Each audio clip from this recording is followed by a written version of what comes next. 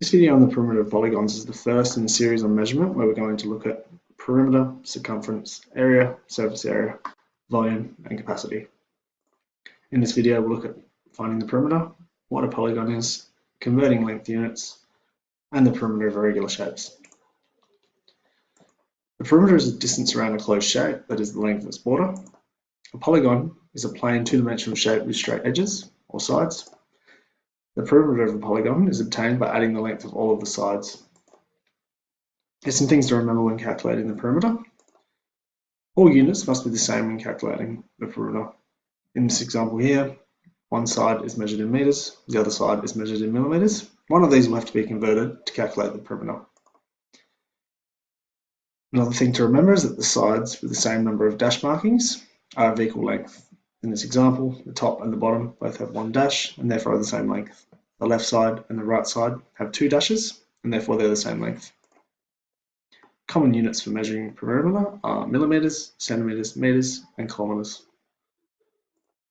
Here we have the chart for converting between kilometers, meters, centimeters, and millimeters.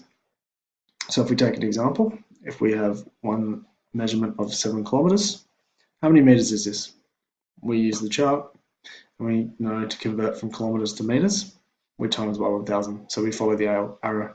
And we get 7 kilometers is equivalent to 7,000 meters. If we're given 150 centimeters, how many meters is it? So again, we use the chart and we follow the arrow from centimeters to meters. So we divide by 100. And we get 150 centimeters is equivalent to 1.5 meters. We have a method for finding the perimeter. So we state the formula to be used if there is one. Substitute in the known values, evaluate, and remember the units of length. Unless asked otherwise, we'll usually calculate our answer and give it accurate to 2 decimal places. So let's find the perimeter of a square. So we know that a square has 4 sides of equal length, so we can write the perimeter of a square as equal to 4 times the length of the sides, or 4 times L.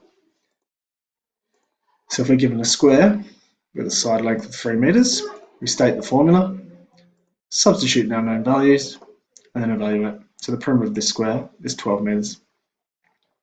Likewise, if we're given the perimeter of the square, 12 meters, we can substitute that back into the formula for the perimeter, and then calculate the length of the sides.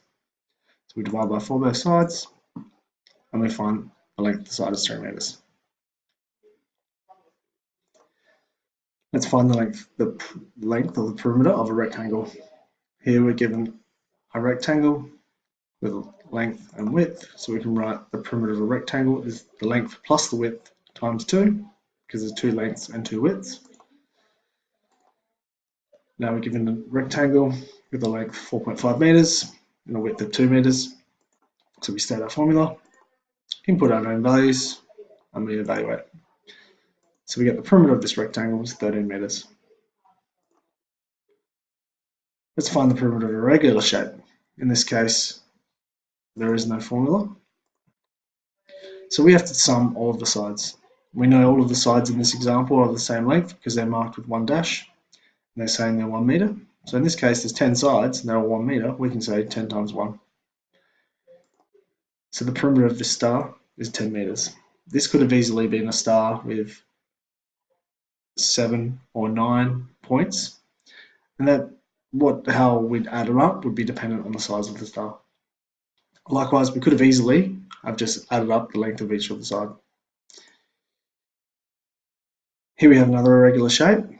This might be a room or a garden bed or a lawn area, and we might need to find the perimeter. In this case, we're not given all the length of all the sides, but we're given enough information to find the length of the sides. So we're not given the top. So first of all, we can use the length on the bottom and one of the lengths on the top. We say 4, take 1.5, and we find that that's 2.5 meters. We're also given that that is a right angled triangle on the right hand side. Now we're going to have to use that to find the length of the right hand side. So we have enough information to use Pythagoras, so we'll label that side C, and that's going to be the hypotenuse in the triangle, right angled triangle. And we write a squared plus b squared equals c squared, which is Pythagoras' theorem.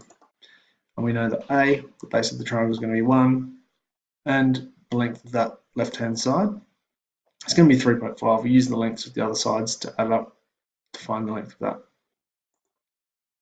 We get add 1 plus 12.25.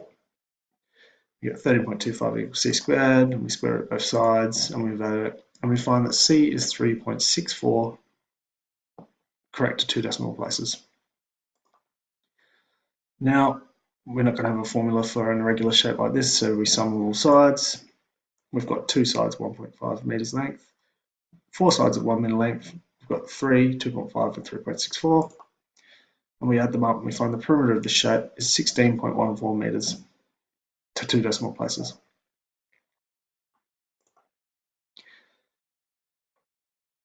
There might be cases where we're given the perimeter and we're asked to find the length or the length of an unknown side. In this case, we have an isosceles triangle. We know that because 2 sides are of equal length. We've marked them x centimeters. So find the unknown value x. We can write the formula 2x plus 5 equals 19, which would be the perimeter of the triangle. And we can take about 5 both sides, divided by 2, and we get x equals 7 centimeters, which is the length of the side.